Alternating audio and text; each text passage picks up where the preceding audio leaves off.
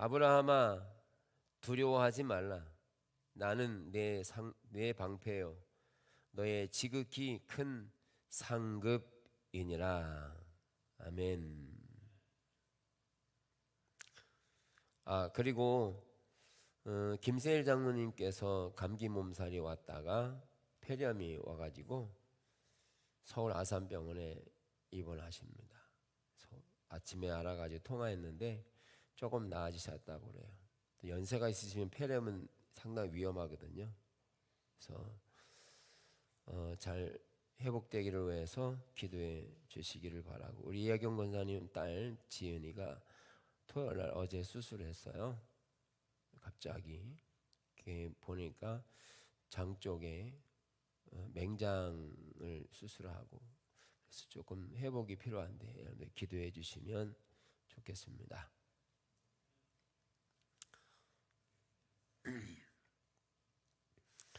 영적 리더십에 대해 나누면서 지금 오늘 나눌 내용은 리더의 보상입니다.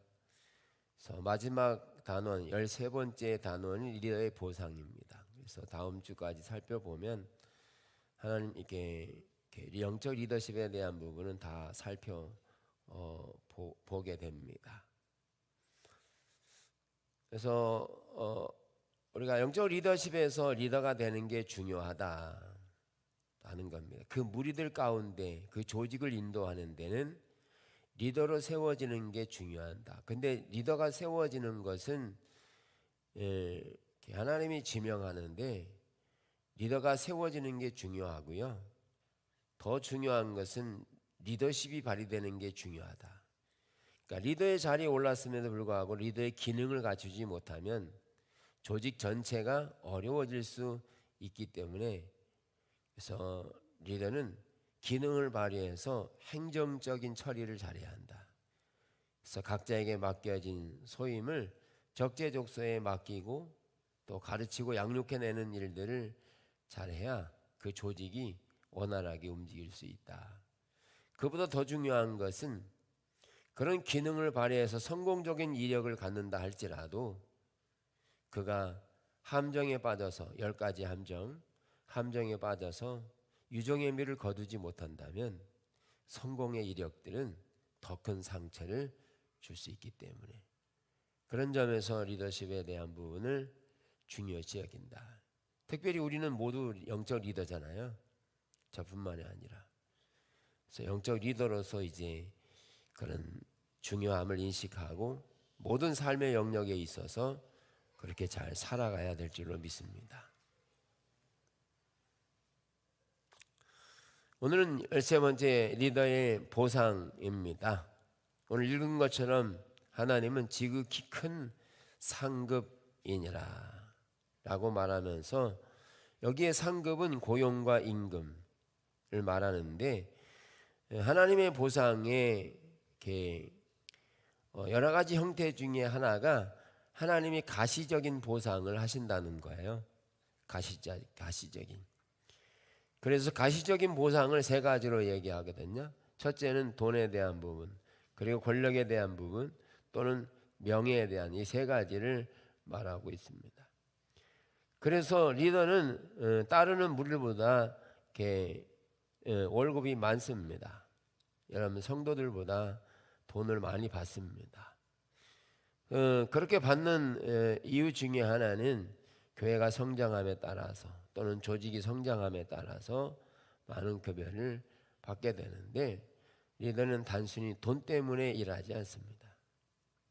그것이 부가적으로 가시적으로 주어지지만 리더는 돈 때문에 일하지는 않습니다. 돈 때문에 일한다고 시작하면 그는 타락한 겁니다. 그래서 많이 주어질 수 있어요. 뭐 교회에 따라 다를 수는 있겠지만.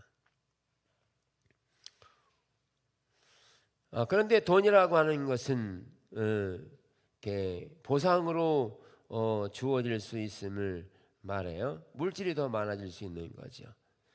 그리고 또 그는 리더로서의 보상이 뭐냐 하면 권력이 주어지는데, 그 권력은 환경을 통제하고 바꿀 수 있는 재량을 갖는 권력이 보상으로 주어집니다. 예. 그 다음에 세 번째로는 명예가 주어지죠. 그 명예스러움. 그래서 많은 사람들이 그 권력에 대해 따르고 기대하고 열망하고 대접하고 등 명예를 얻게 되는 게 이 세 가지 돈, 명예, 권력 세 가지 요소가 가시적인 요소로 주어진다 하는 것입니다. 그런데 이 가시적인 세 개의 요소를 하나님의 보상으로 주어지는 것을 전도서 5장이 3장이 잘 말해주고 있어요. 살펴보시면 읽어보시면 좋겠고요. 그래서 하나님께서 보상으로 주실 때 여기에서 하나님이 보상으로 가시적인 보상으로 주실 때 이 보상으로 주어진 요인들이 오히려 해가 될 수 있는 요인을 가지고 있음을 말합니다. 이것을 이렇게 말할 때 사역이나 섬김이 자기 목적을 위한 수단이 되는 경우 이 세 가지의 요소는 탐욕이 되어지고 욕심이 되어지고 타락한 것이다 이렇게 말하고 있어요. 하나님이 보상으로 이 땅에 주어질 때 이 세 가지의 요소가 목적이 되어지면 타락한 것이다. 즉 리더십의 자리에서 타락한 것이다. 이것을 이사야 56장이 잘 말해주면서 그런 자들 이렇게 말해요. 이 개들은 탐욕이 심하여 족한 줄을 알지 못하는 자들이요 그들은 몰지각한 자들이라. 다 제 길로 돌아가며 사람마다 자기 이익만 추구했다. 사역과 섬김이 자기 목적을 이루는 데 있기 때문에 하나님을 섬기는 것, 백성들을 사랑하는 것, 이 모든 것들이 자기 배를 채우기 위한 탐욕으로 가득 차 있기 때문에 그들은 개라고 말하는 거죠. 옳지 않다는 거예요.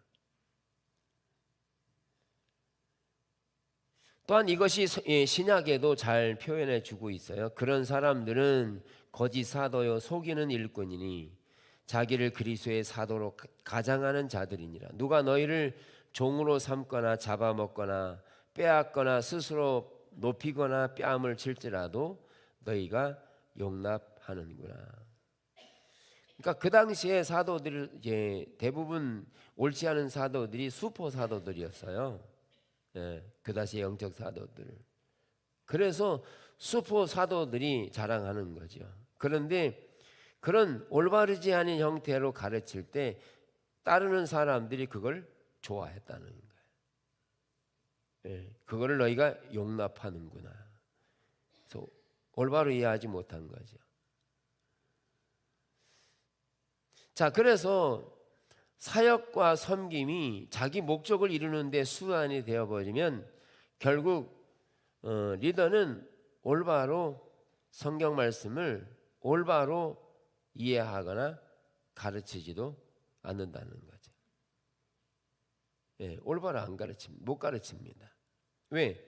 자기의 탐심에 탐욕에 가려졌기 때문에 올바로 가르치지 못하는 거죠.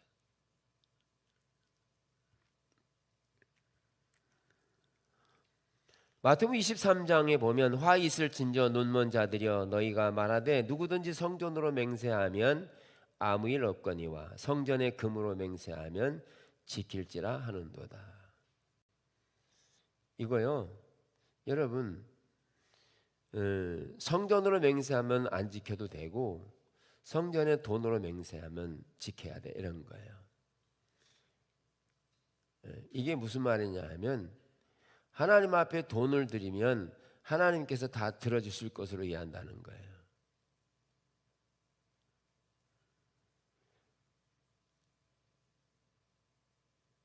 아무것도 아닌 것 같죠? 누구든지 제단으로 맹세하면 아무 일 없거니와 그 위에 있는 예물로 맹세하면 지킬지라. 그러면서 그들을 뭐라는 말이냐면 맹인들이 어느 것이 크냐. 여기 맹인이라잖아요. 분별할 수가 없어요. 그렇게 수포 사도들이 가르쳐도 그렇게 받아들여요. 올바른 걸 못 가르쳐요. 볼 수도 없고요. 못 가르칩니다.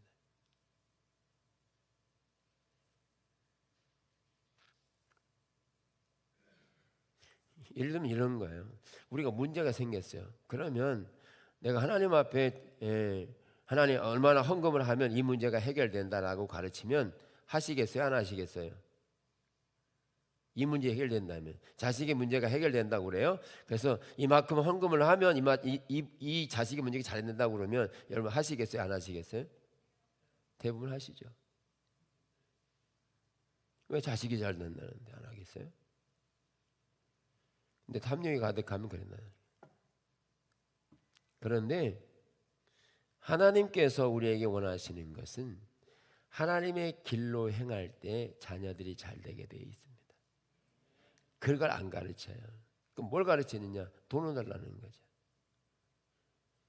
근데 그걸 좋아한다니까요. 자, 이렇게 하나님께서 보상으로 가시적인 요소, 돈, 권력, 명예를 주시는데 이런 보상을 주셔도 잘못하면 그게 탐욕이 돼서 사역과 섬김이 자기의 배를 채우는 그런 형태로 흘러갈 수 있는 위험성을 가지고 있음을 말한다는 거죠. 네. 그래서 하나님이 가시적인 보상 세 가지를 말하고요. 그 다음에 영적인 보상입니다. 두 번째는 영적인 보상. 사도 바울은 생애 끝에 이런 말을 남겼어요. 나는 선한 싸움을 싸우고 나의 달려갈 길을 마치고 믿음을 지켰으니 이제후로는 나를 위하여 의의 면류관이 예비되었으므로 주고 들어오신 재판장이 그날에 내게 주실 것이며 내게만 아니라 주의 나타나심을 사모하는 모든 자에게도니라. 영적 보상에 있어서 하나님은 영적으로 보상하시는데 영적으로 보상한다는 말은 우리가 주님 앞에 섰을 때 심판대 앞에 의로우신 재판장 앞에 섰을 때 하나님이 보상하신다는 거예요. 그것은 당연히 구원의 보상이 포함되겠죠. 거기에 풍요로운 삶이 포함되겠죠. 계시록 20장이 말하는 건 죽음이나 사망이나 고통이나 애통하는 것이 없는 그런 하나님의 영적인 보상이 이루어지겠죠. 그런데 심판대 앞에서 영적인 보상은 무엇과 연결되어 있냐면 이 땅에서 사는 삶과 연속적인 관계를 가지고 있어요. 부자와 나사로의 예를 들어보면 부자와 나사로가 이렇게 다 주님 앞에 섰잖아요. 근데 무엇에 대한 판결을 받았어요? 넌 이 땅에서 어떻게 살았느냐는 거예요.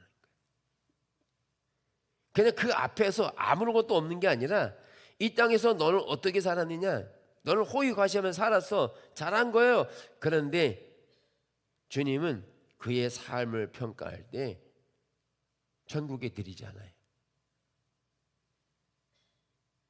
그러니까 영적인 보상에 대해서 하나님 앞에서 심판대 앞에서 받는 것은 이 땅의 삶과 연속적인 의미를 가지고 있어요. 그래서 바울이 말하는 것처럼 나는 선한 싸움을 싸우고 달려갔다라고 표현합니다.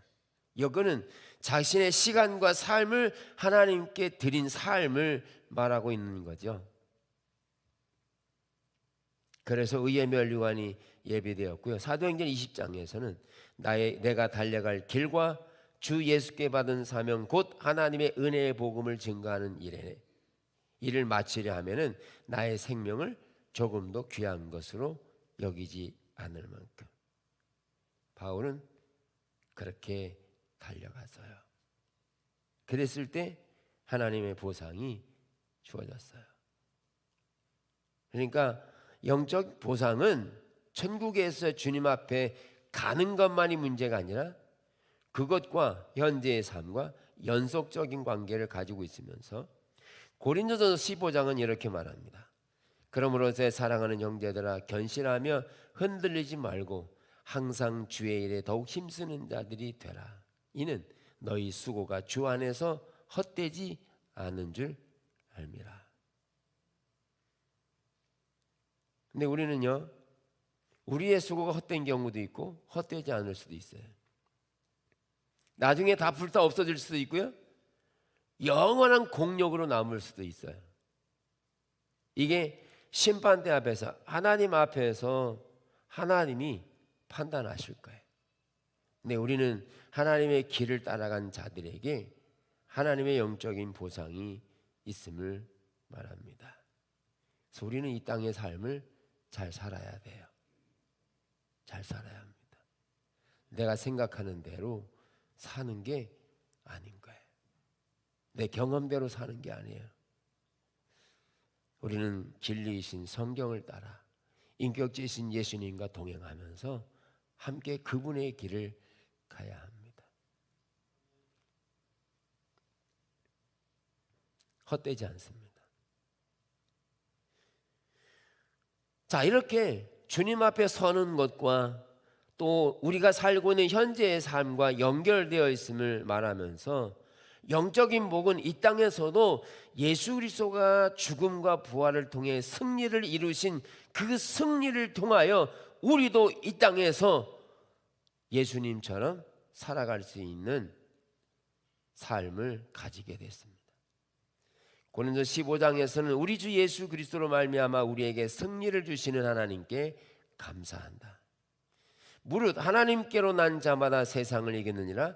세상을 이기는 승리는 이것이니 우리의 믿음이니라. 여기 부활하신 주님께서 우리에게 승리를 주십니다. 즉 그 승리는 모든 죄로부터, 사망으로부터, 억압으로부터, 포로로부터, 질병으로부터, 다양한 모든 세속적인 것으로부터의 자유함과 승리를 주는 십자가를 말하고 있어요. 그래서 하나님께로 나는 자마다 세상을 이기느니라. 구원받은 백성은 하나님께로부터 난 자, 즉 구원받았기 때문에 하나님의 백성이 되었고, 우리는 그 안에서 승리를 이루도록 재창조된 것을 믿으셔야 합니다. 그 믿는 것은 단순히 내가 믿는다는 말이 아니라, 믿는다는 것은 우리의 삶을 말하는 것입니다. 믿음은 삶을 말하는 거죠. 야고보서에 하나님이 전능하신 하나님인 거 귀신도 안다 그랬어요. 하나님 전능하신 귀신도 안다니까요. 그런데 뭐라고 말하냐면 귀신이 하나님 믿냐고요? 안 믿죠. 우리도 똑같이 한다고요. 우리가 하나님 전능하신 하나님 아느냐고요? 안다고요. 기도 그렇게 한다고요. 하나님 전능하세요. 이렇게 기도한다니까요. 근데 그렇게 살지는 않는다는 거죠. 십자가 알아요?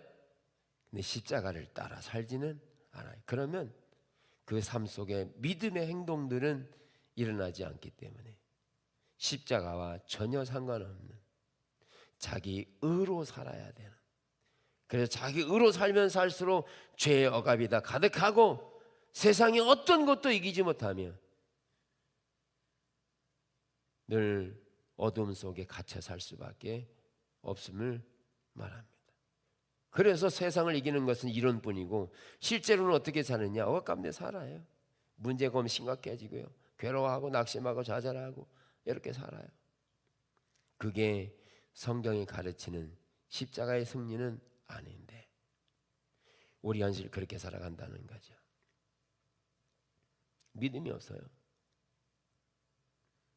우리에게 기쁨과 위로와 감격과 승리, 이런 요소들은 이 땅에서도 하나님이 보상으로 주어진 거기 때문에 우리는 그 승리를 경험하면서 늘 살아가는 게 영적인 보상이고 주님 앞에서 받을 보상과 연결되어 있습니다. 그래서 저는 개인적으로 작은 일이라 할지라도 낙심이 오면 그것은 하나님께 대한 믿음을 저버리는 겁니다. 하나님이 누구인지를 모르는 거예요. 미움이 발생하면 그건 하나님께 대한 믿음을 저버리는 거고 하나님께 대한 신뢰가 안 되는 겁니다. 그래서 성경은 항상 기뻐하고 감사할 수 있는 겁니다. 이 십자가의 능력 안에서 하나님과 실제적인 관계 안에서 살아갈 때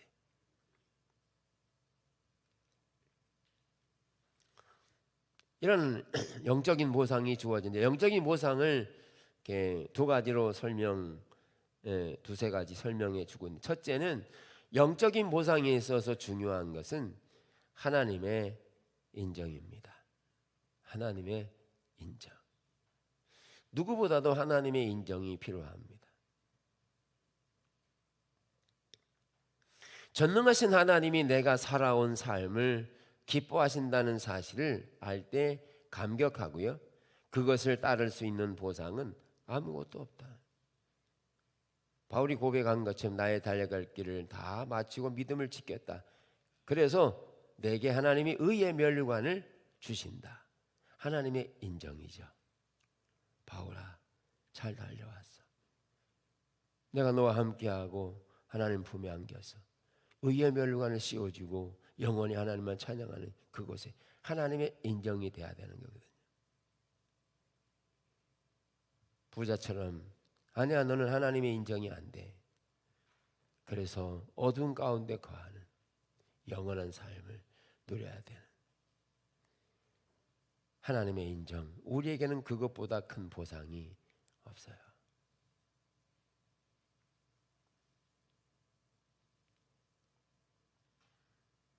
윈스턴 처칠은 20세기에 2차 세계대전을 끝낸, 연합군과 더불어 전쟁을 끝낸 장본인인데, 처칠은 얼마나 담대한 사람인지 몰라요. 윈스턴 처칠이 75세의 생일에 이런 말을 했어요. 나는 신을 만날 준비가 됐다. 그런다 신이 나를 만날 준비를 됐는가는 모르겠다. 얼마나 담대한지 몰라요. 하나님 꼭대기 앉아 있어. 75생이래. 근데 그가 죽음 앞에서 나는 희망이 없다, 이라고 꼬까닥 하셨습니다.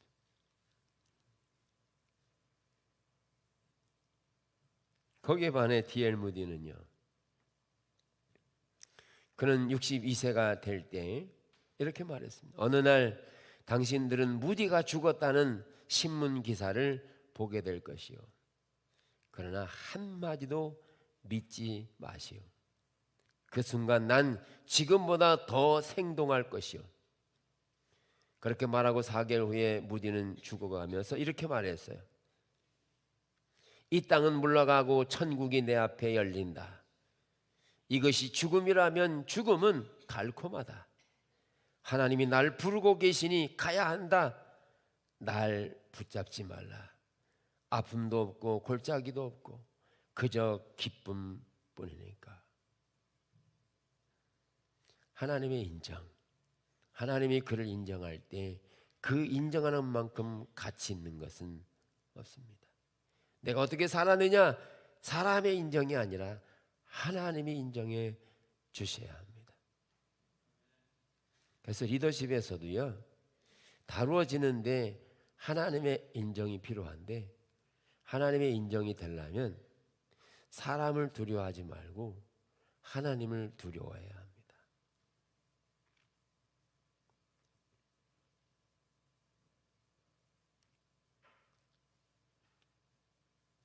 더 나아가서 하나님은 여호수아에게 하나님의 인정을 하시는 장면들을 여호수아 1장에 기록하고 있어요.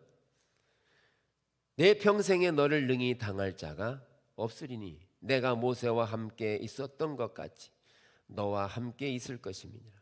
내가 너를 떠나지 아니하며 버리지 아니하리니 강하고 담대하라. 너는 내가 그들의 조상에게 맹세하여 주리라, 그들에게 주리라 한 땅을 그 백성에게 차지하게 하리라. 하나님께서 모세를 모세의 후계자로 세워서 인도해 가면서 하나님이 이렇게 말씀하세요. 내가 모세와 함께 했던 것처럼 너와 함께 할 거야. 하나님의 인정이, 모세가 어떤 분이세요?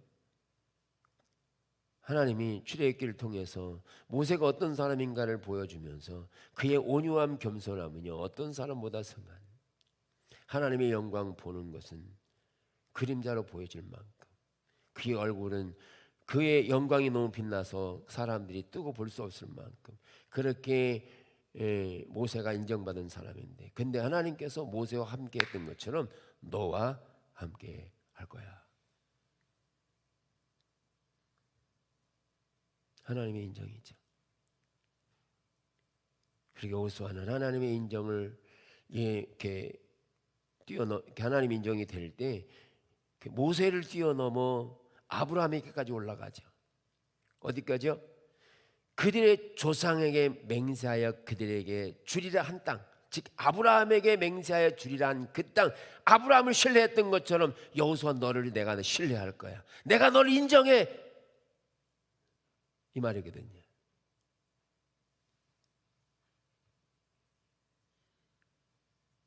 그러면서 여호수아 24장에 이제 여호수아가 마지막 고백을 하면서 나와 내 집은 여호와만 섬기겠다. 너희를 택하라.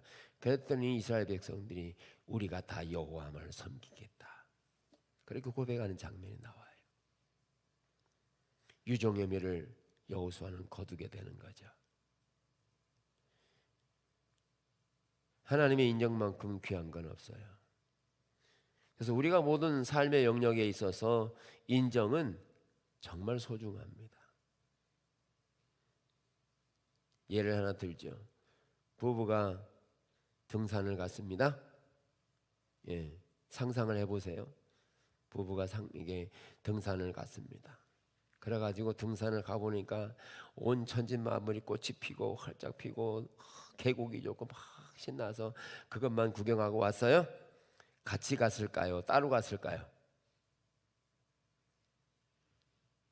같이 갔을까요? 따로 갔을까요?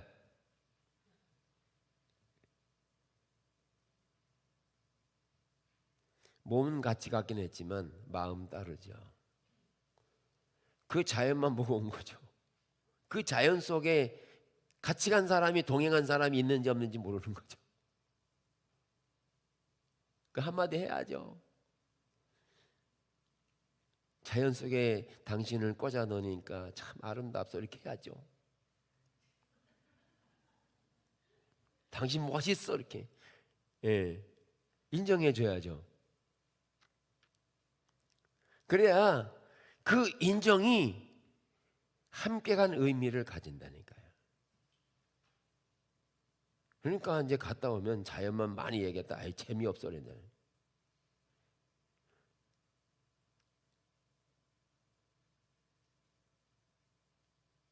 여러분 함께 다니면 함께 있는 사람의 인정을 서로 하셔야 돼요. 함께 있다는. 차 마시러 가면 딴 얘기 하지 말고 당신이 함께 있어서 좋아요 이렇게.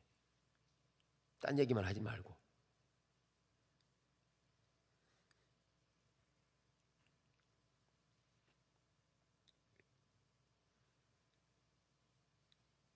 두 번째는 하나님의 영적인 목 중에 하나는 소명을 이루는 것입니다. 소명을 이루는 것.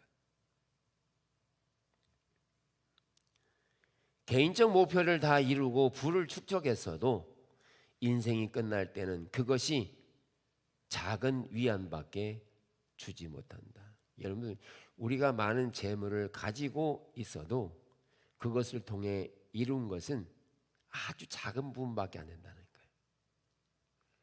재물은. 그런데 그 재물을 통해서 소명을 이루게 되면 그 소명은 재물보다 더 큰 의미를 가지게 된다는 거죠. 그러니까 우리가 다른 사람을 대접하잖아요. 밥을 사준다. 그러면 이 돈의 가치는 10,000원 이는밖에 안 돼요. 그런데 이게 별로 작아요. 그런데 그것을 행동으로 했을 때 남는 것은 의미는 굉장히 크다는 거예요. 그래서 소명을 이루는 게 중요한데 하나님의 영적인 축복 중에 소명을 이루는 건데 다윗 왕을 이렇게 말합니다. 당시에 하나님의 뜻을 따라 섬기다가 잠들어 그 조상들과 함께 묻혔다. 신약이 이렇게 말해요. 하나님의 뜻을 따라 섬기다가 잠들었다. 다윗은 완벽한 인간이 아니지만 하나님은 그를 쓰셔서 천국의 뜻을 이루셨다는 뜻이다.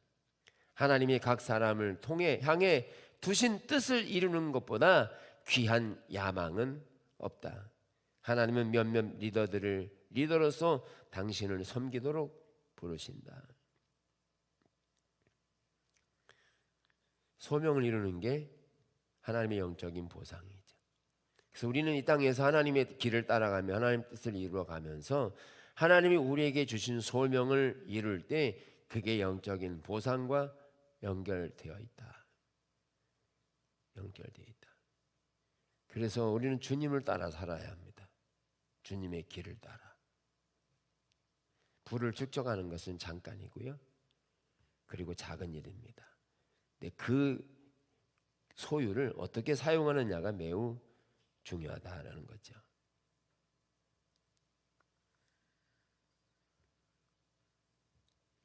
사도 바울은 표대를 향하여 그리스도 예수 안에서 하나님이 위해서 부르신 부름의 상을 위하여 달려간다. 그의 삶의 전부가 하나님이 위해서 부르신 부름의 상을 향해 달려간다. 100m 달리기 할 때 1등으로 달린 사람을 지금은 그 1등이 한 9초 때 되더라고요. 9초 때. 저도 옛날에는 11초는 아니어도 12초 몇 가지는 달렸거든요. 지금 9초 때요. 지금 단축되고 있는데, 근데 100m 달리기 하면 왜 그렇게 열심히 달리죠? 죽기 살기로 달려요. 왜 그렇게 달리냐고요. 그 달리면 부름의 상이 있기 때문에 금목걸이 걸어주잖아요. 연금 주잖아요. 칭찬받잖아요. 이런 보상이 있기 때문에 달려가요. 여러분, 우리의 신앙의 삶을 달려가는 이유는, 주를 따라가는 이유는 하나님의 보상이 예비됐기 때문에 달려가는 거예요. 달려갔는데 하나님 안 보상해줘, 그러면 따라갈 사람 전혀 없을 겁니다. 마치 직장에서 열심히 일하는데 봉급 안 주는 것 같은 거죠. 그래도 열심히 하실래요? 대부분 안 할 겁니다. 하나님의 보상이 있어요. 바울은 그렇게 달려갔다는 거죠. 자, 그렇게 하나님의 보상을 소명으로 말하면서 존 스토트가 말하는 내용을 좀 인용하려고 그래요. 존 스토트는 20세기에 빌리 그레엄 목사님과 더불어서 사역을 감당했던 분이세요.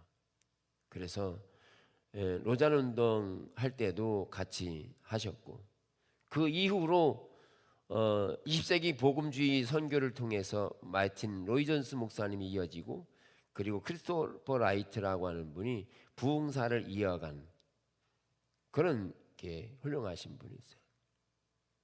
그분이 존 스토트인데, 이분이 이렇게 이야기한 것 중에 교회라고 하는 책을 통해서 삼중묘사라고 하는 표현을 써요. 삼중묘사. 세 가지 요소를 가지고 그 예수님의 사역을 말하는 건데, 이렇게 얘기해요. 첫째, 아버지께서 우리를 아들에게 주셨다. 이것은 요한복음 17장을 기초로 해서 써내간 내용이에요. 즉 예수님께서 제자들을 위해 기도하면서 한 내용을 포함하거든요. 여러분 집에 가셔서 요한복음 17장을 읽어보시면 좋겠고요. 그래서 첫째, 아버지께서 우리에게 아들을 주셨다. 즉 하나님께서 예수 그리스도를 우리에게 주셨다라는 말은 예수 그리스도가 오셔서 그 제자들이 예수님 안에 있기를 원하셨다는 표현이에요. 교회라는 말이.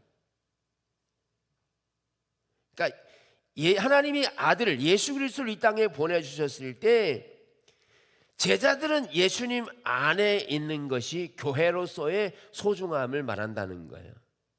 여러분들 교회 오시면 누구 안에 거해야 돼요? 예수님 안에. 예수님 안에 거해야 된다는 거예요. 그럼 예수님 안에 거한다는 말은 교회라는 공간에 와 있어서 안에 있는 게 아니라 그의 길을 따라가고 그의 명령을 좋아하고 기뻐하고 그분과 함께 있어야 그리스도 안에라는 말을 쓴다는 거예요. 그리스도 안에. 이게 첫 번째 묘사고요. 두 번째는 아들은 우리에게 아버지를 보여주셨다. 그러니까 하나님은 아들을 보내주셔서 우리를 구속하고 그 예수 그리스도 안에 있도록 만들어주고 예수 그리스도는 뭐 했다는 거예요? 우리에게 아버지를 보여주셨다는 거예요. 나를 보내신 아버지가 누구인가를 알게 하셨다는 거예요. 그래서 예수님께서는 제자들을 위해서 기도하면서 아버지를 알게 해달라고 하는 기도를 해요. 여러 번.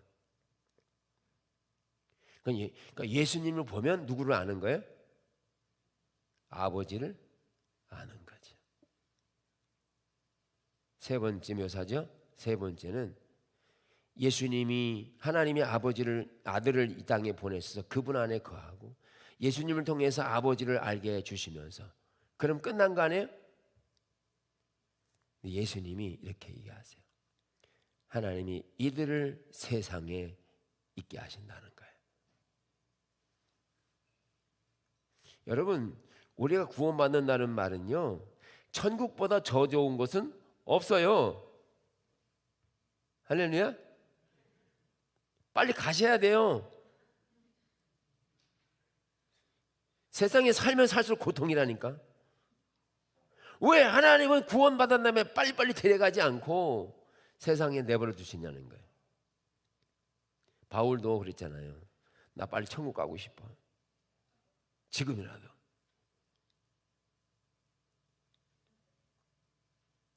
왜 더 살려고 하세요? 왜 더 살아야 돼요? 왜 꾸역꾸역 밥을 먹어야 돼요? 왜?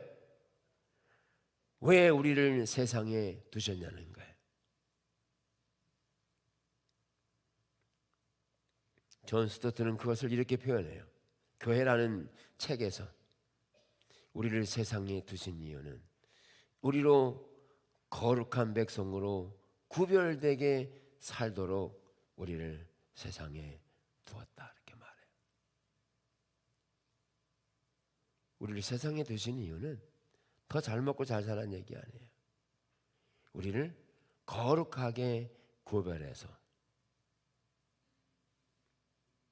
우리로 하여금 선교적인 백성으로 살도록 내버려 두어서 그렇게 해서 우리로 하여금 어떻게 하라는 거예요?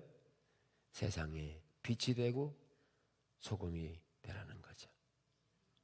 그래서 내버려 두신 거예요. 그래서 그렇게 선교적인 백성으로 살아갈 때 믿지 않는 자들이 우리를 볼 때 자신들과 다름을 보고 우리도 그렇게 살아야 되겠다고 하는 이해를 갖고 교회로 돌아올 수 있는 교회의 소명을 이렇게 말해요. 세 가지. 삼중묘사로. 우린 퀄리티가 높아요. 그냥 이렇게 저렇게 살아가는 게 우리 신앙생활 아니거든요.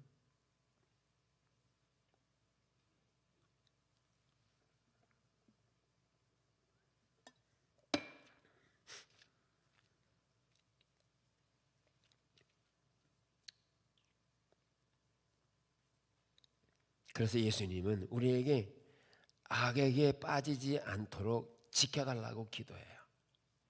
왜?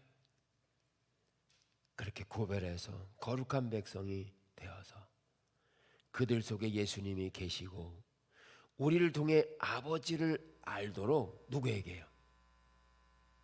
그리스도를 알지 못하는 자들에게 아버지를 알려주도록 예수님이 하신 것처럼 우리에게도 그런 소명을 주셨다는 거예요. 우리가 남겨진 이유예요.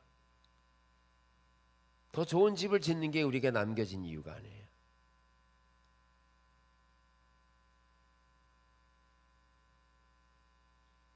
분명하게 우리는 잘 인식해야 합니다.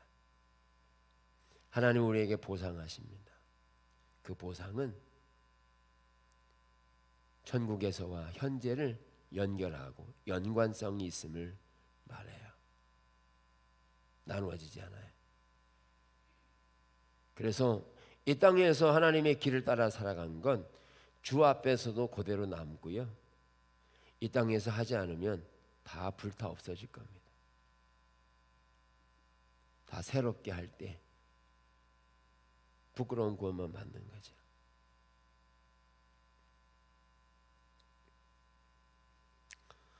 자, 아무쪼록 하나님께서 우리에게 보상하세요. 그리스도인들, 하나님의 자녀들에게 보상하실 때 예수를 믿기 때문에 당연히 모든 것을 다 주신다는 이해가 아니라 그의 길을 따라 살아가는 교회 삼중요사처럼 그렇게 하나님 우리를 보상하시는 의미가 뭔지, 때로는 보상하셔서도 가시적인 것들이 타락의 길로, 탐욕의 길로 빠지는 리더들이 얼마나 많으냐는 거예요.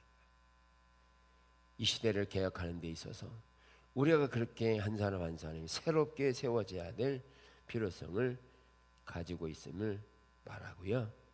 우리가 그렇게 배워 나가야 합니다. 보상받고 싶으시죠? 막 달려가고 싶으시죠? 주님이 앞서가시며 우리를 인도해 가십니다.